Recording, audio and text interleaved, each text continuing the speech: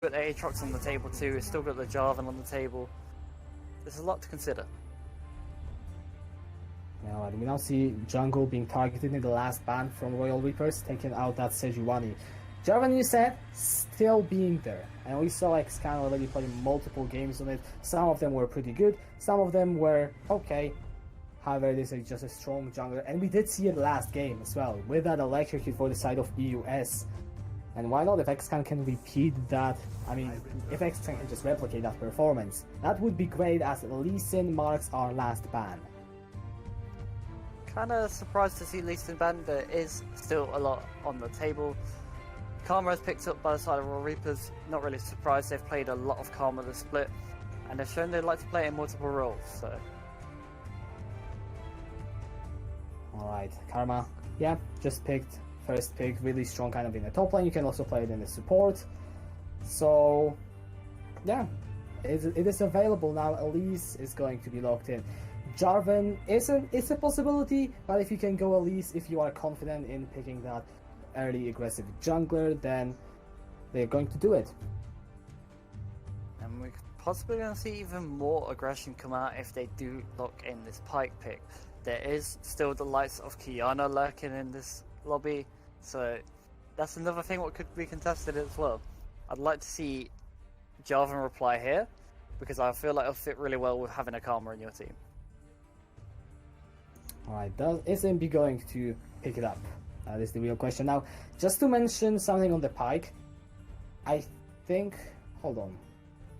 No, I'm actually not sure about it, because I know someone likes to play mid lane. And something links me back to Torlox, but I'm not 100% sure about it, so I will shut up. Instead, we have the Xayah as the AD carry. Not much more to say. Sivir is not available, so you're just going to pick Xayah if you want to get something that's safe and scaling. And we go with a Nocturne, so we do actually have a surprise in the jungle. I do actually like this pick, it's just whether he can actually get to the stage where he is going to be relevant. If this at least keeps perma-evading with pressure from having like a Pike roaming, it could be very dangerous for him. It could very much be. Now, a lot of AD carries being hovered around. Kai'Sa is the one we are sticking on. It will be locked in. I would assume it goes over to Muyu in the bot lane. I don't really see it being played anywhere else. Yeah, not really a surprise to see that Kai'Sa's picked up with Sivir off the table. Kai'Sa's up there with some of the best AD carries what you can pick right now, and she is pretty damn good into Xayah, especially as you can dodge her feathers with your ultimate. Alright, and now we're in the second phase of the bans. Junglers are locked in for both of the teams, so are the AD carries and probably the supports as well. I mean, actually, you know, I probably shouldn't say probably, since Karma, I think it is more likely to go towards Awaken. That will depend on the picks and the bans though. And you can see that it is similar train of thought there for the side of Phoenix Horizon as they take away the Ergot, and Camille is going to be denied from RT. They're trying to keep the options open with just making that Karma still a flex pick here, and not actually revealing anything with anything being picked yet. So, still keeping our options open as much as they can. Yeah, Rakan is going to be now out. You don't want to risk that being paired up with the Xayah to form that strong 2v2 bot lane, which is something that I feel like Royal Reapers could use if they want to have a lane that the Aatrox can play through. I mean, sorry, Nocturne, not Aatrox. What am I talking about? Since you are going to be a carry jungler that spikes on level 6, you need to have a lane you can go to. Because I've seen Aatroxes so many times just do nothing at a level 6, and then you just fall off late game and contribute nothing to the game. See, all me talking about Aatrox has got you obsessed with the champion. Yes, it did. And it's just constantly on your mind now. Gonna see Swain being hovered? Not really. Ornn instead, just for some frontline or engage. Well, it is going to be Cho'Gath. If you want a frontline, then I don't think it gets beefier than that. Sion maybe Malphite, but Cho'Gath is a very good option, and it is going to be going for the side of Phoenix Horizon. Now it's going to see what reply are we going to get from the side of Royal Reapers. We have the Malzahar being hovered, but nothing is locked in just yet. Is it going to be Awakened Karma? I think it is, with the Braum being picked that sends Karma either top or mid lane, and I don't think Omena is the kind of player to pick it, and there's the Tristana. Exactly. We've been talking about it, we've been wanting to see it, and it is picked here. and it's going to be interesting to see how they're going to play around this. They have a Karma to utilize their AD carries a bit more, and you've also got the Brawn passive, which is going to get procced very fast with 2 AD carries. Also, with having an AD carry in the mid lane, well, potentially mid lane, you take objectives really fast. You will take towers fast, you will take barons, dragons, anything really fast because you've got double AD carry. And the answer is going to be the Aurelia. Alright, so you said we are going to focus around our mid lane. We've got Tristana into Aurelia. I'm just going to assume that Tristana goes mid lane. I think it's a safe bet. How does this matchup look? If I'm being honest, I have played this matchup myself recently as Aurelia. It is really easy for the Aurelia, actually, because you're able to just constantly be aggressive, and if you get to that level 2 without taking too much poke, you can just heavy all in her, and if you get even 1 kill on this Tristana, you can hard snowball in this matchup, and it just becomes even worse. There isn't really many tanky members on the side of Royal Reapers either, so it just makes it that much easier for Aurelia to actually do more in this game.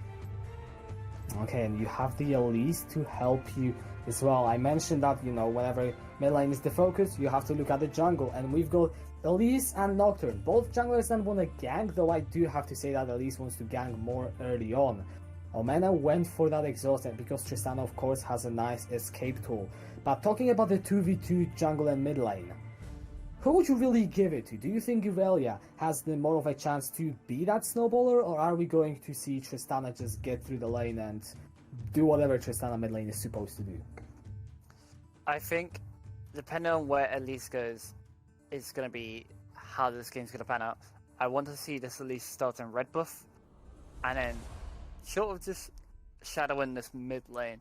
Because if you shadow this mid lane, one bit of CC lands, then the next bit of CC will land, and it's just that much easier to actually get that all in as soon as one bit of CC lands. But Trist has opted towards the safe option as well. She's gone for exhaust. She understands that Aurelia wants to fight her, so exhaust in mind, it's actually going to be really volatile 2v2 if it comes to it. Fair enough. Also, I just want to make sure to recap where these teams are standing. Royal Reapers, of course, last play they were one of the top teams, the top team when it comes to the regular season. Now they are still in the 3rd spot. They are on 6 points. They are close to the rest of the pack. However, if they can secure a convincing win here today, then they are definitely putting themselves in our top 3 at the very least, with the likes of CBA and Orthodox Gaming. Therefore, this match is actually important for the side of Royal Reapers to make sure it is going to be clean if you win. And well, if you are Royal Reapers, you probably don't even want to think about what happens if you lose. Yeah, and with you having Imbi in the jungle, he's going to be looking to make an impact. He's not usually the jungler, as we know. He is usually the AD carry, and do have a sub AD carry coming in. It's going to be interesting to see, can they provide the same sort of impact they would in their normal roles. You guys can now vote for which team you think is going to be the favorite. And although what I said about Royal Reapers with Imbi being in the jungle, it might be a bit more difficult. To be honest, with the subs, it is always just a coin flip. Sometimes they perform really well, sometimes they do not. And then also, if you look at the side of Phoenix Horizon, they are still on 5 points. They have still had some impressive wins so far. And this game could be closer than at least I personally believe. I do believe actually it will be a close game, because there's so many snowball options on both sides of the map, on both teams. So it's all going to be dependent on matchups right now, because any of these matchups can really snowball this game and actually make such a big difference. Main focus, like we said, is towards that mid lane, but that bot lane is also volatile too. There's a lot of action what could happen around that bot lane, and it's all going to be around Nocturne level 6, or at least just trying to be proactive in the early game, or maybe even shadow this Nocturne. Alright, we are going to be loading into the game very, very soon. I'm just looking forward to seeing the runes so that maybe we can discuss something. And now looking at it, I'm just going to talk about this Hellbook Cho'Gath. I think it makes sense since, you could go Aftershock, but you only have your knockup, and you could, in theory, go also Grasp, but you're not going to get to Awaken. So that's an interesting pickup by RT. I'd definitely praise that for sure, because you're not going to proc grasp exactly like you said, and Aftershock is kind of a big waste on Cho'Gath. So Spellbound makes a lot of sense. You're able to actually provide a bit more utility. You could pick up Exhaust, you could pick up Ghost. There's a lot more you could actually do with this. So I'm really happy to see that picked up. And I'm not surprised by the PTA on Aurelia as well. This is what you commonly see into squishy matchups. It's not as common, but you'll see it with Aurelia mains. They will tend to actually take PTA when there's a lot of squishies in the game. And there is a lot in this game. So it just becomes a lot easier to actually utilize. The only real frontline I can see being available for Royal Reapers is Braum support, and you only really get tanky after a few items. As we are going to, of course, start with a pause. We are in the race, but we are waiting for Xcan, I think, is the... At least that's the person I see being blamed in the chat, so don't know if that's true, but we get a few more minutes before the game. Is there any priority you want to put on this game, Catchkit? What do you think is going to be the main focus?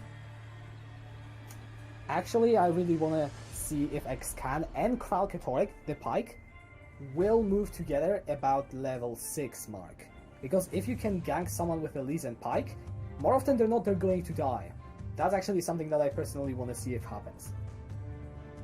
Yeah, and I'd get behind that idea, like having a gank squad like this again is a really good setup to have, especially as, like we talked, one bit of CC lands, all CC is going to land. There's so much CC on the side of Phoenix Horizon that it can literally snowball a fight with just one Rupture being hit, one Aurelia stun, one Pike Bone Skewer. There's a lot of options what can start a fight for the side of Phoenix Horizon. And important for them will be to actually make sure the Aurelia and Kai'Sa are ahead. Because if you start the fights and there isn't enough damage to follow up, then you might as well just not start them at all, because it is always going to go against you. And you have Royal Reapers with double Marksman, a Nocturne, and a Karma. They will not like the damage, so you need to make sure that you can match them.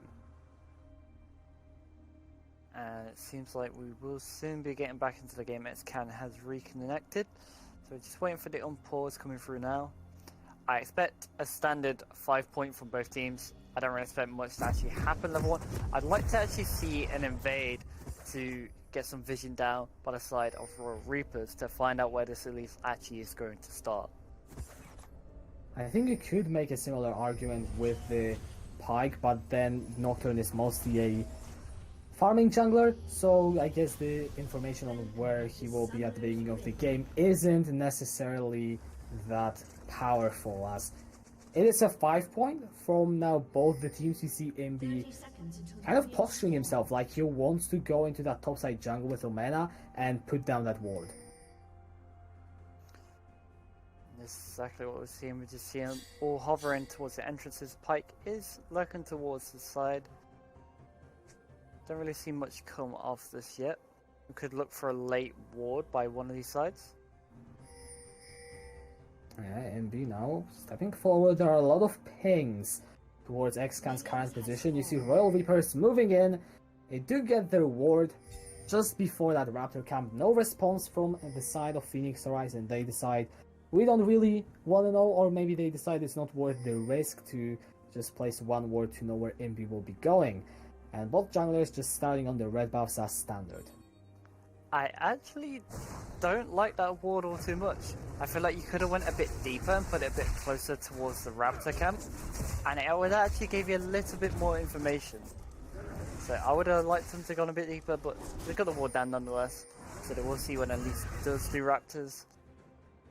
Yeah, however, I mean, I do agree with you, because Xcan has a path that he can take around near the brush where he will not be spotted. So, you know, he can roam around the jungle and give little to no information.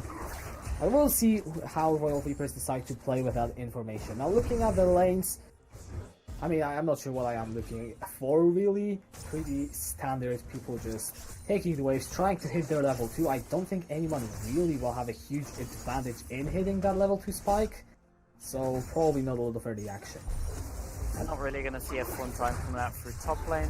That actually being said, Yukulu gets tagged by the bone skewer. That's going to be the first blood by Muyu. That's Caster Curse at its finest. Torlox was also looking for a potential kill mid, but Omena was already underneath his tower.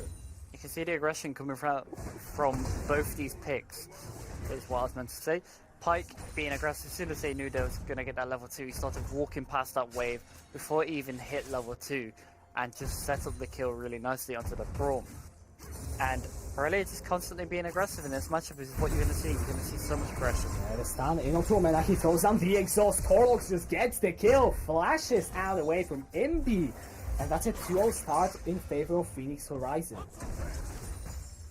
This is exactly how this matchup goes. There's not really much you can do about it. Aurelia can just constantly be aggressive, and you have to play safe around her minions. She finds one low, she's going to jump, she's going to proc a stun on you, and it's just going to be a hard all in. Awaken is bullying RT so hard in this top lane. I actually want to see how this lane will look in 7 minutes if there won't be too much jungle interference, because he's already 10 CS ahead. He's bullying RT underneath the tower. Of course, he's going to be able to sustain with that Carnivore passive, which, to be honest, is pretty much the saving grace for Cho'Gath right now. Yes, the only thing what will be actually keeping him in this lane, he's just going to look to sustain where he can, because he knows he's going to get poked down a lot. It's going to be annoying, but all he needs to do is just try to survive this lane. And if he can survive it long enough to actually get help from Elise, it could start to shift in his favor. Alcatoric is just sitting in the ball lane brush with those bone skewers ready for Yukulu or Asian Daddy to step forward. Once they do, it might be a repeat over the level 2 play. Now in the mid lane, Omena is pushing in Torlox. He still has the flash, good sidestep from the flawless duet, and he will now get a nice trade in with that explosive charge. The early boot pickup will surely help with them dodging, and he's going to need to dodge those. If he dodges those, he's actually going to be able to trade some back. Good bone skewer onto Braum from Krakatorik, forces him to use his W. That's a flash cocoon from Xcan, that was ambitious. No flash predict this time, Omena doesn't even react until after it happens. And he even gets a missing ping for his troubles. That's the consolation prize. You know you've done well when you go for a gank and you get a missing ping. At least that's what I always keep telling myself. Elise is starting towards the path to this top side. There is actually no wards down what's actually going to spot her. So I actually like this path. Alright, second time to charm. The cocoon lands onto Awaken. He still has the flash, but I don't think he's going to use it. Too far overextended. RT picks up the kill. Kula going forward in the ball lane, stunned by the Phantom and their troll as the passive keeps Muyu in place. Still, all of the summoners being available for the ball lane. No one ends up dropping. Torok was also up in front against Omena, but it's just too much HP for anyone to die. The Blade Caller was actually down in the bot lane. If that Blade Caller was up, that would have been the difference between Kai'Sa living and dying there. There were so many feathers behind her. So, really unlucky time on that, but overall good trades on the map. Okay, and the gold is still 1000 in favor of Phoenix Horizon. You have CS leads in favor of Royal Reapers in top lane, and jungle has now a play in the mid lane. That's the rocket jump. Good flash ignite is down from Torlox, though. He jumps forward with the blade surge. It's the last tick of ignite. Not enough. Imbi, can he get the return kill? No flash on the Aurelia. Can Torlox use the blade surge? Here comes Xcal, but it doesn't matter. Imbi picks up the kill, and that's going to be Royal Reapers getting themselves on the board. Actually might not be over yet. Well, in the top lane RT, he has the flash. Does he decide to use it? The Rapture is going to connect, but Awaken on the Karma. He's just too strong in this 1 versus 1 against the Cho'Gath. So the idea from the Aurelia at the start of that play was the right idea, and what you'll commonly see is she looked for that level 6 all in, but it was just unfortunate timing as the Nocturne was just right next to Tristana, so Tristana was able to actually escape that with a sliver of health, but she escapes nonetheless, and it's actually going to make such a big difference to this matchup, because that is a long cooldown to have the Vanguard's edge down, and it's just going to create a lot more freedom for this Tristana. Yeah, and Omena, he has completed the boots. He went for them first item, and you can see how the bonus movement speed helps him to sidestep that flawless duet. And most of the time it is a matter of life and death, because if Irelia CCs you down and you don't have the flash on Tristana, you're gonna be in a lot of trouble. Right now, all I want to see from XCan is try pressure that top and mid. You don't really need to do much on this bot lane, as Mu and... I can't even say his name, I apologize. Mu and Pike are just going to be constantly being aggressive, looking to pull this Braum out of position like they did earlier, and just looking to show the same sort of aggression they did in the early game. Italy gets once again bone skewered back by Kralkatoric, as now the concussive blows are stacking up. And right away, flash forward from Agent Daddy, and the root connects as well. Paranoia in underneath the tower, however the Pike is still alive. Imbi is now ignited, that's the killer instinct forward. Muyu picks up the kill. Oh my, nice, the target in the mid lane, no busting shot, no flash, no exhaust. XCan gets the kill. Death from below from Kralkatoric does not connect, but the stun is going to be blocked by Ukulu. He saves Agent Daddy, however now XCan and Torox have arrived in the bowling. Good Featherstone. XCan picks up the first kill. The Blade Caller is going to tag onto Can, but in the end, Phoenix Horizon gets so many kills here. So you've seen a full rotation from the mid lane all the way to the bot lane. That's just how much action actually came out of this whole fight. And it just went in the favor of Phoenix Horizon, because they was able to actually be the first ones to pull the trigger. They was actually fighting the Tristana while the action in bot lane was going on. That's why there's pathing all the way down there, and by the time they finish off the Tristana, they're right on the doorstep to actually come down and finish this bot lane off. And it isn't looking great for Royal Reapers so far, so I'm gonna, after Kralkatoric makes his play top lane, I'm gonna ask you a question. Awaken sidestep the bone skewer, he still has the flash, so he should be fine. Now, how does the late game look for Royal Reapers? Are they going to be scaling into it, or should they be looking to make something happen in mid game? The late game is actually fine for Royal Reapers, as there is a lot of options to keep you in this game.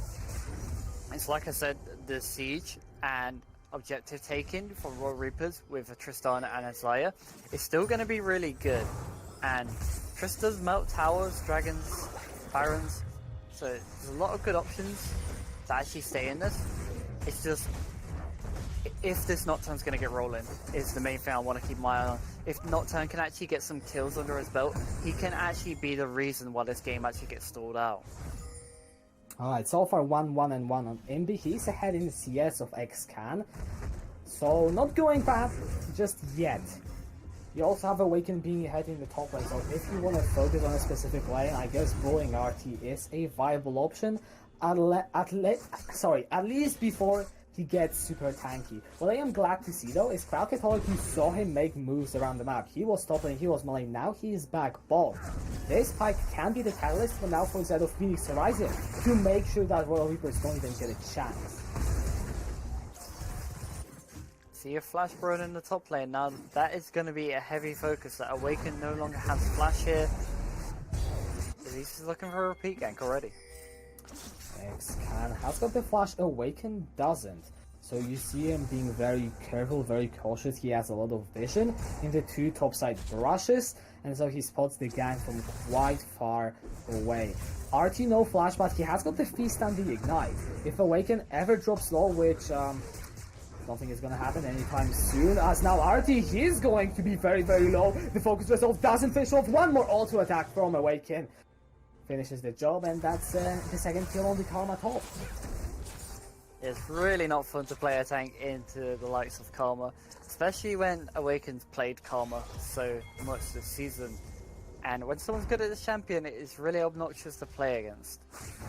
Alright, XCan now versus Awaken. He jumps forward, he gets rooted up the repel forward, and that's a flash from XCan. Alright, well, can he finish the kill? The Paranoia into the top lane, and Awaken pops the stopwatch. Imbi picks up the shutdown. XCan overestimates himself and will pay for it with his life. This is what we needed to be seeing. We needed to see kills actually come through to this Nocturne. It's from a Karma bait, but you're still getting the kills, what matters. If you can get more kills onto this boy, this could be the catalyst to actually help Royal Reapers turn this game a bit more in their favor. Alright, but there's some Glacial Fissure being extended just for a single bone skewer by Kralkatoric. And you can see that Phoenix Horizon, they are using their pressure, but That was a very unfortunate play from Xcan in the top lane, and it means that gold lead is next to nothing. Yeah, and that's the important part. Despite the kills, the gold is very even across the board. The only actual massive gold lead is on the Karma, as she just keeps getting effect over it. Alright, Yukulu is igniting the melee. Muyu goes in underneath the tag. He picks up the first kill, but it will be a trade. Shut down for... Actually, Yukulu picks up the kill as Awaken. He's still trying to bully RT in top lane. Xcan looking for the gang. Can he land the cocoon? It goes wide, but it might not matter in the end. Awaken is knocked up. That's the third kill of the game, being picked up by the elites. I do like this aggression shown towards the top side, and because Awaken is constantly pushed up, he is constantly the choice of a gank. It just makes him a free option, and one bit of CC lands from Artie, it makes it even easier to actually make this happen. Well, being summoned in top lane by Imbi, Royal Reapers are looking to put themselves back and ahead in this game with some plays in the top lane. I don't think anyone actually did pick them up. They might want to try and force that tower on Mena though. He's playing a very careful game. The tower still stands, the first break to be picked up. The tower is on 65 HP. That's very close. I don't think I need to say that, but I did say that. It's now Calculator looking for MD. Good side step on the Phantom Undertow. The Bones Skewer. Oh, good forces the patience on the flash. Bone Skewer. That's the difference between getting a flash there or actually even getting a kill. If he actually was greedy enough to hold on to his flash, he would have got hit by the Undertow, and that would have been him dead off the map. Okay, let's take a look at how the lanes are now shaping up. Omena is put up against RT. You see, you guys are questioning why RT built armor. He was so 5-head that he predicted that Omena is going to be put against him. Like, you just can't question this man, like, his brain is so damn big. That's now, okay, well, Omena, he's going for it. He really wants that tower. RT is just standing ahead and blocking it off. It's funny just to see how much of a dance is going on for this tower right now. RT doesn't want to leave it, but he knows it's only inevitable that it's eventually just going to fall with him having no mana. There's a dance literally everywhere. Every single lane is such a tight back and forth that could result in a kill technically anytime soon. Finally the tower falls in the top lane. So yeah, we are now going to hopefully see some more moves across the map rather than just the lane action as Crowd moving mid misses the Bone Skewer onto Awaken. You can see how this Karma's constantly the focus of all the attention. Knowing that SD keep her off the map, it's a lot harder for them to actually do much in this game, as Karma is most of the wave clear on the side of Royal Reapers.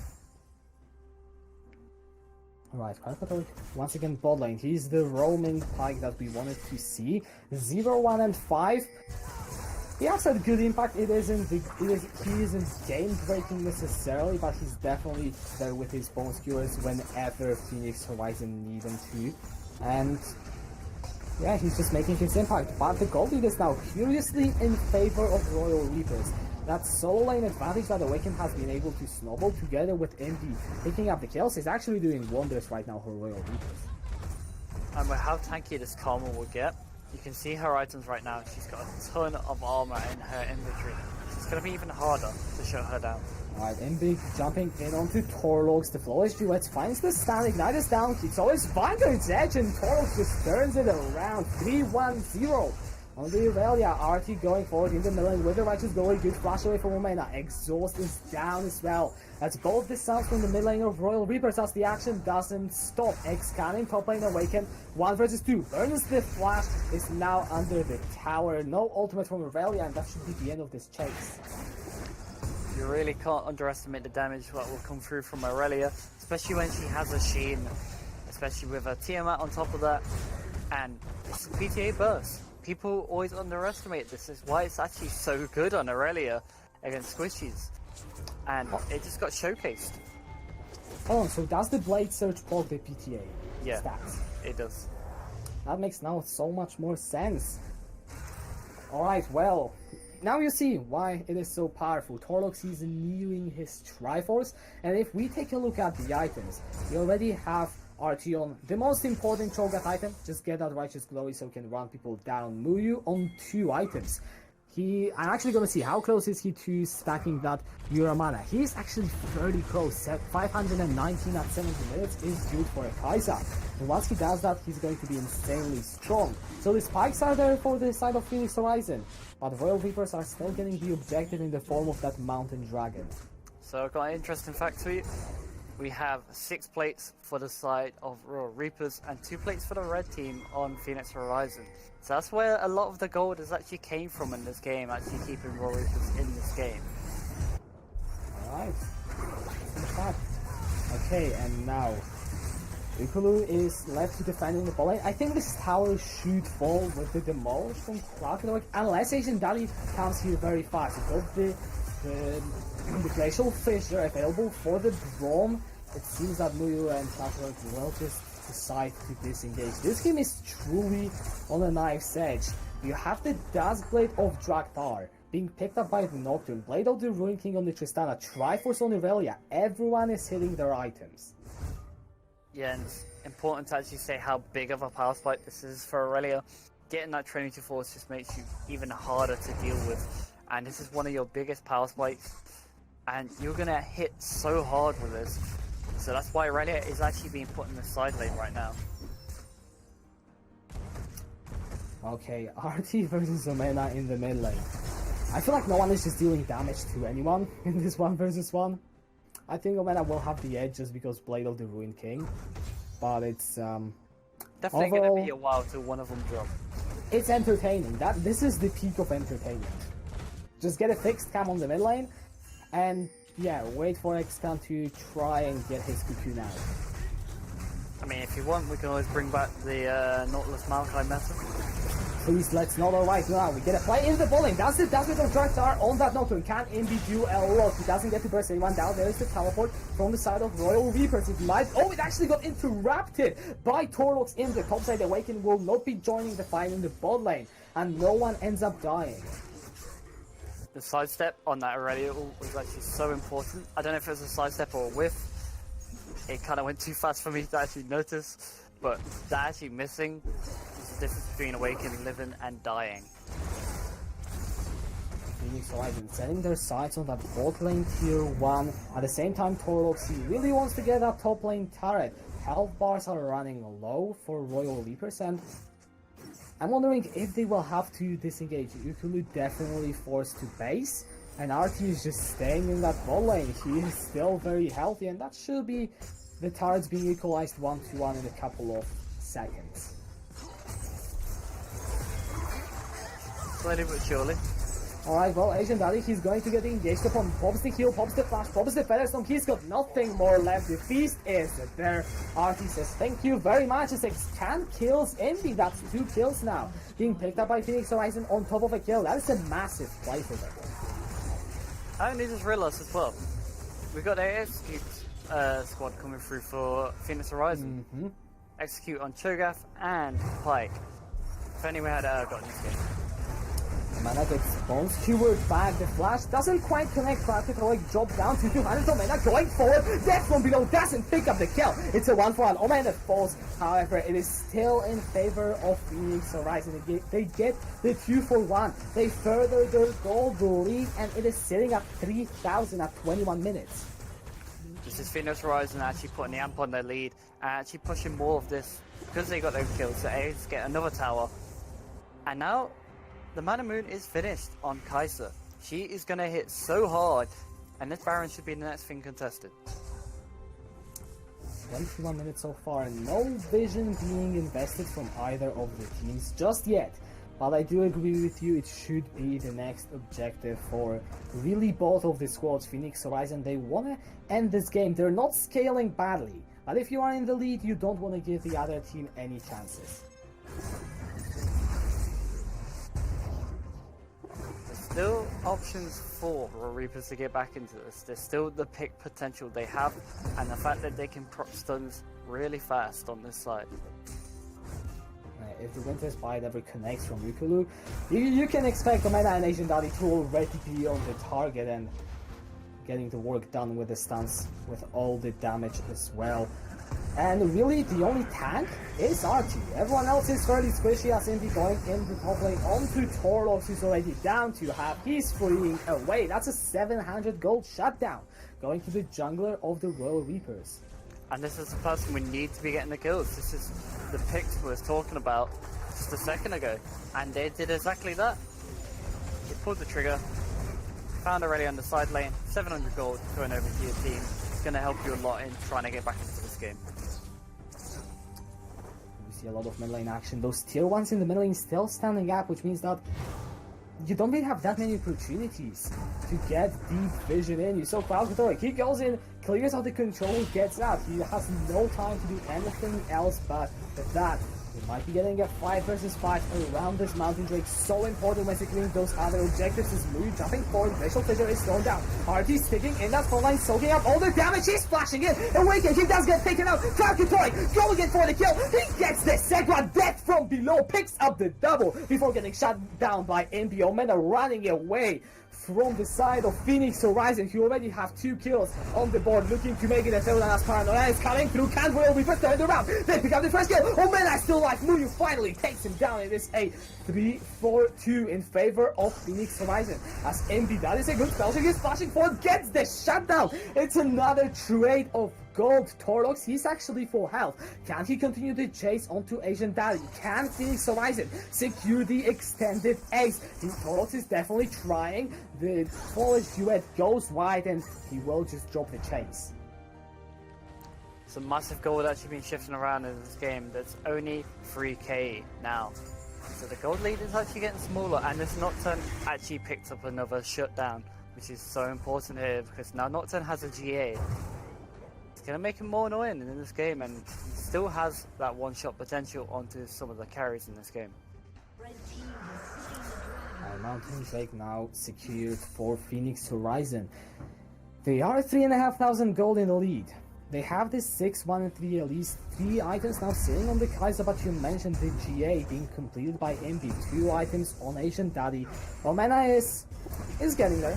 Give him some more time, but Awaken is pretty big on the Karma if he doesn't get one shot. But then I look at RT, and there's absolutely no one to deal with him in that frontline. Kralkatoric also jumps in with the executes. And so far it just seems like this game, Phoenix Horizon are the better team up to now. What will happen next, I'm not sure, but they are looking like the more solid team. And also the reason being behind RT's build, there's not enough magic damage to actually burst him down. So he's actually just going to be able to sustain whatever magic damage comes through on him. X can force to burn the flash. Also very lucky, but the GA is popped just like that. If MB falls up to be the Baron going over to Phoenix Horizon, and sure enough he does, with Muyu picking up the kill. RT is just standing there. He doesn't lose any of his health. Awaken knock up with the Raptor. Muyu jumping forward with the killer instinct to his demise. Asian Daddy just nukes him down. Omena gets the second. That is a disaster for Phoenix Horizon, with Royal Reapers picking up 2 kills, and they just equalize the fight. Bit of an overcommit from Phoenix Horizon. They could have turned to the Baron earlier, and especially with you having a Cho'Gath who also had Smite too, so Baron would have been an easy option. He could have just turned if they came to contest you. Kralkatoric gets the flip back, Ichulu forced to flash away on the bomb, and this is what you said so many times. The time in which you proc that stun, Muyu couldn't even react. He died with flash and heal. He just couldn't get away from that stun with the double marksman. And this means that the play that could result in Phoenix Horizon picking up the Baron and extending the gold lead actually finishes with Royal Reapers getting more kills, sweeping some vision, not getting the mid-lane tower, but that doesn't matter because that gold lead is now just a tiny bit more tiny. Yeah, good English. And to the point you said about the Winter's Bite actually making these stones proc so fast with W8D carry, both of them have attack speed items as well, so it makes it even easier to proc, and it's just so fast. But like you said, people with summoners actually die because they don't have the time to actually use these. Now he has got the stopwatch, Muyu, so he should be more safe next time. I would assume that will end up being a GA. However, it's a game of inches, really. 1 second in a teamfight can win or lose you. There is so much burst available. for both teams. And we mentioned the execute squad for Phoenix Horizon will also come into play, because anyone goes low, Krakatoa goes on a rampage to your entire backline. I would actually like to see at least pick up a sweeper here and help with clearing vision. Krakatoa has been doing a lot of it this game, and he's really done a good job of keeping control of what vision he has put down and just being a nuisance. This game, this man has actually done so much for this team. Okay, Royal Reapers pushing forward to get the vision. Krakatoa, he is too far away to land that bonus Q. Asian Daddy now on the side, and this kind of just reminds me of Royal Reapers are this kind of team that they don't always get ahead. However, sometimes in games like these, they manage to stall through, and despite not necessarily straight up outscaling, they will still manage to find a way to get back in this game. And we could be seeing it once again. They're a bit reminiscent to Splice in a way, with the way that actually, if they get towards that late game point, they start to get a lot done. So if they can keep stalling this game, Tristana will start to hit hard when she gets to that third item. Zaya will hit hard on that third item too. It's a lot of ifs and buts. So it's going to be how they can actually transform any of these kills into leads, and what picks can they actually get with this knockdown in the next few minutes. The Baron is the big playing stage. I would assume the next dragon may be a catalyst, and it is going to be the mountain. The second mountain for either of these comps means you can get this Baron so much faster.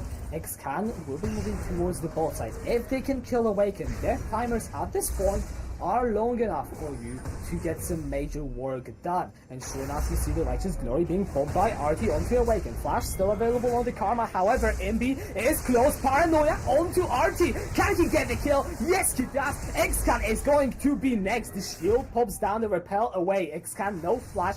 Can he get out? The Q doesn't quite tag him from MB. There's a turret there. Have a look at the rest of Phoenix Horizon.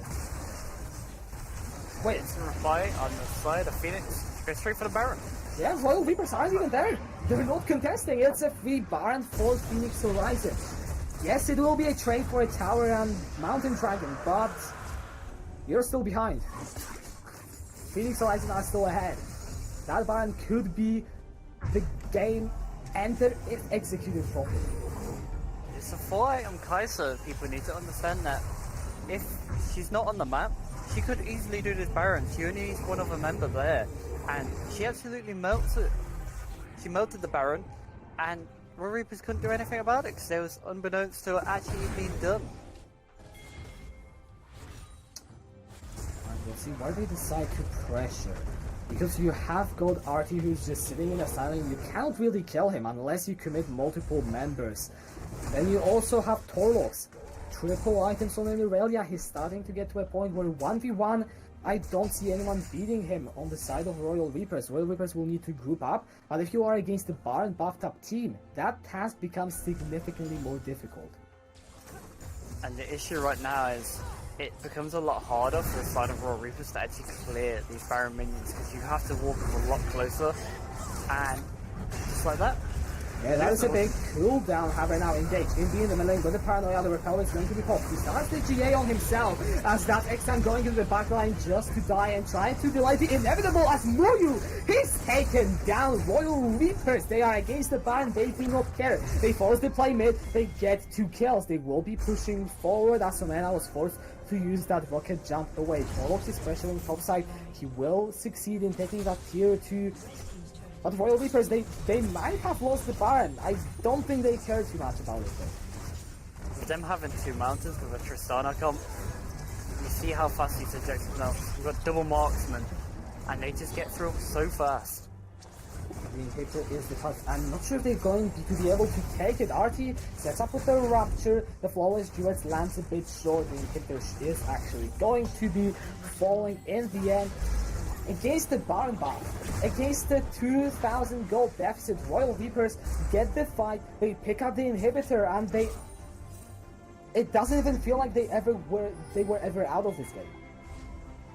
The problem what's happening right now for the side of Phoenix Horizon, they're being too slow to actually group as 5, and because of this, Royal Reapers are the one pulling the trigger and actually getting these picks before Phoenix Horizon can actually group and actually make use of this Baron. Right, it's time for Phoenix Horizon to respond. Can they at least take that tier 2 in mid? They are up against the Super Minions.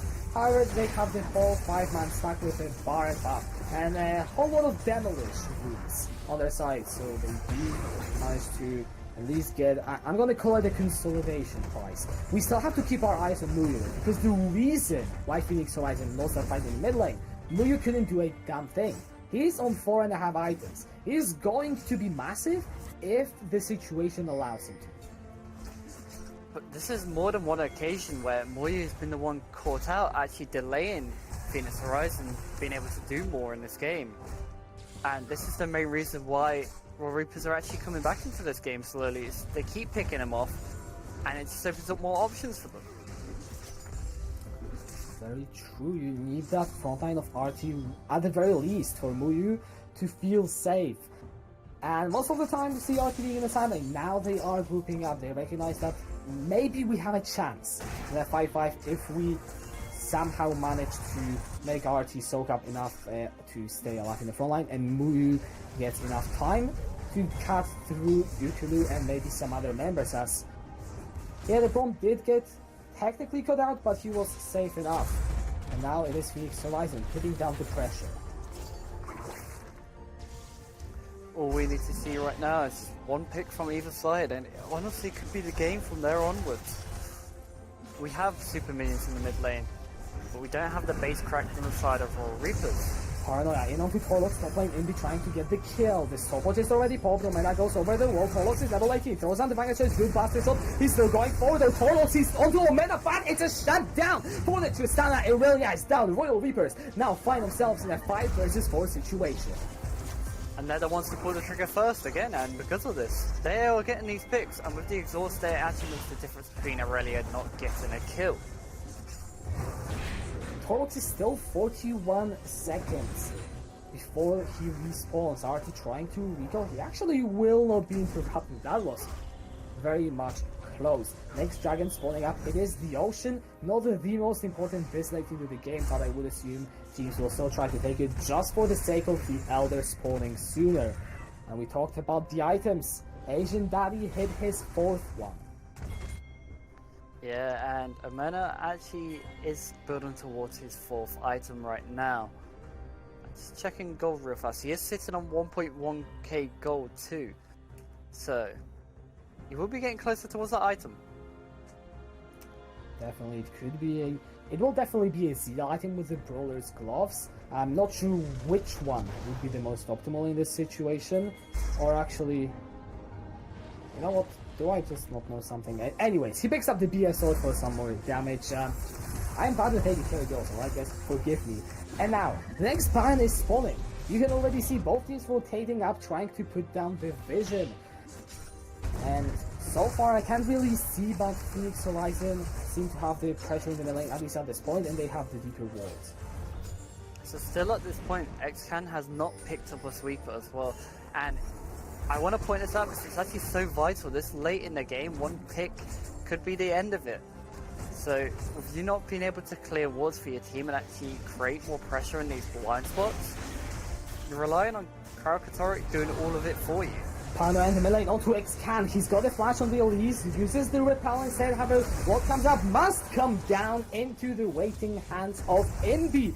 The ultimate was pulled by Euclid, and he now gets routed by the flawless duet. It is a 4 versus 5 in favor of the Royal Reapers, and now they are onto RT. Look at all the crowd control, look at all the damage. That is a good banger just. Can Portals get the work done in this fight? RT is still alive, he's flashing forward, he wants to get a feast off as the kill comes to ultimation. Danny Omena, Chistana, he's flashing away, but Muyu follows him with the killer instinct. And it's Phoenix Horizon who seem to be getting the edge in this fight. However, it is still so very close. 2 versus 2 remaining.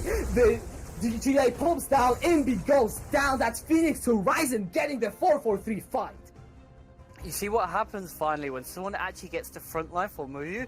When he gets this freedom to actually free hit, he's actually putting out so much damage, and it helps so much with just a really good Vanguard's edge from Torlox. He opened up a lot more scenarios to actually give him that freedom to actually just pop off in this team fight. Muyu is absolutely massive. The usage of the killer instinct was big, and I'm not sure if what happened to Asian Daddy. He was so far up, the next second he was gone, and that's the only opportunity that Phoenix Horizon will ever need to put the nail in the coffin of Royal Reapers in this game. Right now we see a chase though coming from Awaken. I don't think much more will come from this, but he's looking to delay them. Scan throws out the cocoon and not quite on point. However, I don't think they will have the capability to follow through with the pick, even if it lands. Now Calcatori fishing for the Bone Skewer. The Baron still the objective, because it was a 4-4-3, only 3 people surviving in total. It wasn't possible to do it after the fight. However, the Baron is being started. X-Can, he is behind the pit. RT has got the feast. The Baron is dropping low. X-Can can't go into the pit. That's going to be the Glacial Fissure. X-Can going for it. He doesn't steal the Baron. It's secured by Asian Daddy instead. X-Can comes back down. Falcador is looking for the kill. Muyo in the back. Keep your eyes on that Kaiser. He goes golden. The Featherstone is going to come up. Flash away. Muyo still onto the wagon. He picks up the kill. And the Phoenix Horizon, they like Royal Reapers with an ace, and they will be looking to end the game. This should be the game here, and you see, again, Kaiser had that freedom. This is all they needed to be doing earlier. It's just giving her the front line to actually being able to do this, and now she finally got it. She was able to just put out the damage in these fights. Muyu 2 fights back to back. He puts out the damage. He's the big carry for Phoenix Horizon. And at 39 minutes, they are looking to take the Nexus, and they defeat Royal Reapers. I think both teams have got a lot to take away from this. Obviously, the side of Phoenix Horizon is just grouping earlier and just establishing more of that vision control by picking up a sweeper on either top lane or Elise, preferably Elise. Then you could have just grouped a lot earlier and actually ended this game probably 10 minutes earlier at this rate. But it's mainly defied by the fact that Royal Reapers were able to actually get these stuns off with the Braum and the Tristana and the Xayah, and because of this they was able to actually stall out this game to actually delay it a bit more. Yeah, and Phoenix Horizon, they get the win, and here's why it's big. Because this now means that Phoenix Horizon are tied with Royal Reapers at 6 points. I'm trying to see what is their head-to-head right now, looking at the previous games. I can't seem to find... Oh, their second game is actually still yet to be played as the last one in this play. Okay, never mind. But they are tied at 6 points. That currently places Phoenix Horizon, Royal Reapers, and Vaptrox Academy at 3rd place.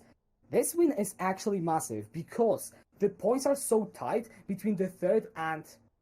well, even the 8th places. Every win matters, and getting one against Royal Reapers, one of the teams that has been at the top last play, that we still, most of us, or at least the casters at SQ1, are favoring them to finish towards the top. That is a big statement to make, and Muyu just popping off. All I'm gonna say.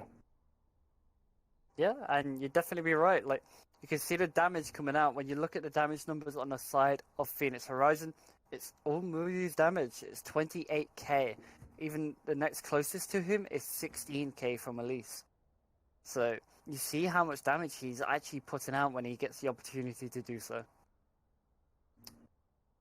Yeah, definitely. I mean, I'm just looking forward to how it all comes down in the end in the next weeks. However, for tonight, thank you very much for joining. Don't forget that we will be streaming tomorrow. The matches tomorrow will be Fuzz Esports versus Orthrids Gaming and Vaptrox Academy versus CBA. And it will be at the same time, this stream at 19 CST tomorrow. So don't forget to join us there. But for me and Varys, that's going to be good night.